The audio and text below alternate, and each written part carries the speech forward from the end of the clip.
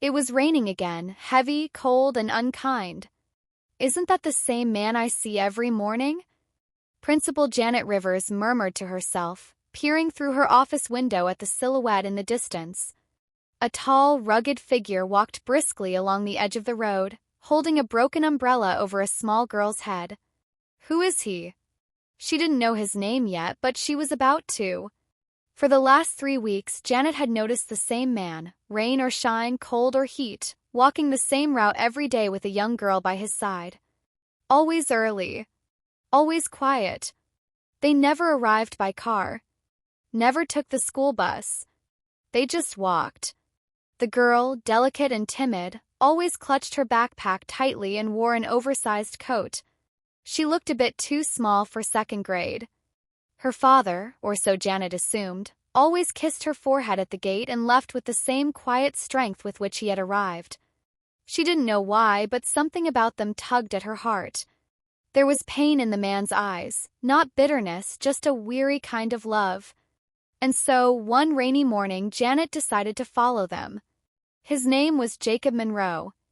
Once a promising mechanical engineer, Jacob's life shattered 2 years ago when his wife Emily passed away after a long and grueling battle with cancer. The medical bills buried them. Their car was repossessed. Their home foreclosed. He sold everything to pay off what he could, choosing pride and dignity over bankruptcy. With no family to lean on and no job that paid enough to recover quickly, Jacob took the only path left. A tiny 1-bedroom rental on the outskirts of town and part-time shifts as a janitor in a warehouse. It was barely enough to buy groceries and afford his daughter's school uniform. He never told anyone about his struggles. He didn't want pity. He only wanted his daughter Lily to have a normal life. And for that, he walked 6 miles to her school every morning. And 6 miles back. "Daddy, are my shoes okay?" Lily asked one morning, her little voice cutting through the fog. Jacob knelt down to check. Her soles were thinning, barely holding together. He smiled anyway. "They're perfect, sunshine. Just like you." He had already skipped lunch for weeks to save for a new pair. But emergencies always came first. The heater had broken last month and Lily had caught a cold. That took priority. Still, he would walk through fire if it meant she felt safe. Principal Rivers followed at a distance. She didn't mean to pry, but as she watched the man step into puddles to keep his daughter dry, her heart sank. When they finally reached the school, she lingered back as Jacob kissed Lily goodbye and turned to begin the 6-mile journey home. But this time he paused. He looked up and saw her. She stepped forward gently. "Hi. I've seen you around. You walk here every day." Jacob offered a modest nod, unsure if he was in trouble. "Yes, ma'am. I just make sure Lily gets to school on time."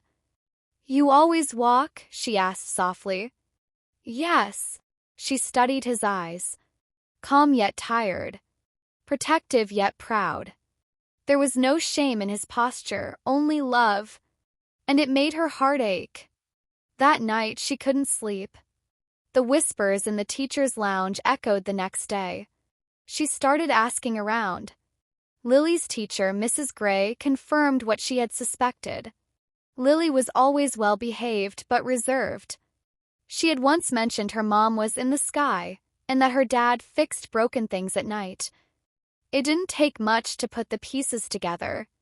"I think they're barely getting by," Mrs. Gray whispered. "But he's trying so hard." Janet made a decision. The following week, Jacob received a phone call. "Mr. Monroe? This is Principal Rivers from Lily's school." "Yes, ma'am." "Is everything okay?" "Everything's fine. Don't worry. I'm calling with an opportunity. We're opening a new maintenance position at the school and would like you to consider it. Pays more than your current job. And there's staff housing nearby. It's not fancy, but it's warm, close, and safe." There was silence on the other end. I don't know what to say," Jacob stammered. "Why me?" "Because I see how far you walk," she said gently. And more importantly, I see how much you love your daughter." That night, Jacob cried for the first time in 2 years. Not from fear, not from exhaustion, but from gratitude. Lily started arriving at school with new shoes. Her coat fit better. She smiled more. Jacob now worked just down the hallway, fixing leaky faucets and squeaky doors. Every now and then, Principal Rivers saw Lily run up to him and wrap her arms around his waist. He no longer had to walk miles in the cold. He no longer had to choose between a heater and dinner. And he never asked for any of it. Came because someone noticed. Someone followed, with a heart willing to understand. Months later, at a school assembly, Principal Rivers took the mic. "Today, I want to share something that reminds us what it means to be strong. Real strength doesn't shout. It doesn't demand attention. Sometimes it walks 6 miles in the rain, quietly, because it loves too deeply to give up." She looked toward the back, where Jacob stood near the entrance.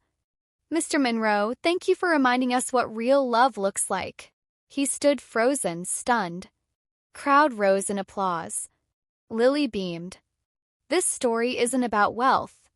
It's not about handouts or heroism. It's about love. Kind that walks quietly and sacrifices loudly.